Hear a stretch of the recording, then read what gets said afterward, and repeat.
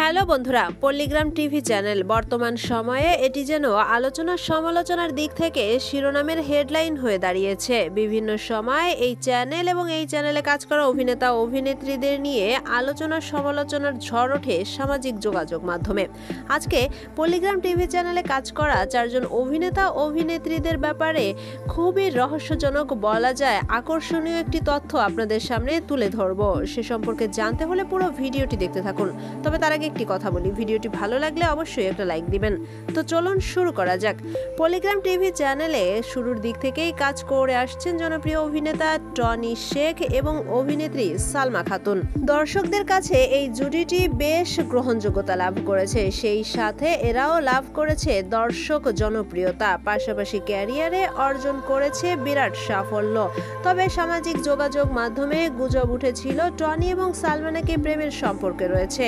অনেক দিন চুপ করে থাকলেও এবার তার সত্যতা মিলছে। জানা যাচ্ছে টনি এবং সালমা দুজনেই নাকি আসলেই প্রেমের সম্পর্কে জড়িয়ে আছে।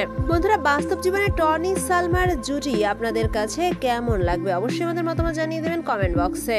এর পরের জুটি হচ্ছে আগুন এবং তুহিনা খাতুন। তুহিনা, যে কিনা বর্তমান সময়ে পল্লিগ্রাম টিভি চ্যানেলে বেশ ভালোভাবেই কাজ করছে। অপরদিকে আগুন, নতুন এই অভিনেতা কাজ শুরুর পর থেকেই আগুন অর্থাৎ নিজের নামের মতোই অভিনয় জীবনেও আগুন ছড়াচ্ছে। জনপ্রিয় এই অভিনেতা পল্লিগ্রাম টিভি চ্যানেলে সাফল্যের আরও এক ধাপ এগিয়ে গেছে।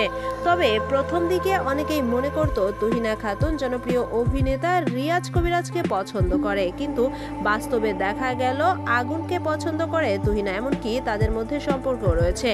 যদি এভাবেই চলতে থাকে তাহলে খুব শীঘ্রই হয়তো বিয়ের দিকেও আগাবে তুহিনা এবং আগুন এই জুটিটিও।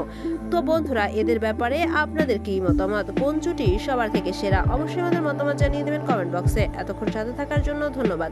ভিডিওটি ভালো লাগলে অবশ্যই আমাদের চ্যানেলটি সাবস্ক্রাইব করবেন।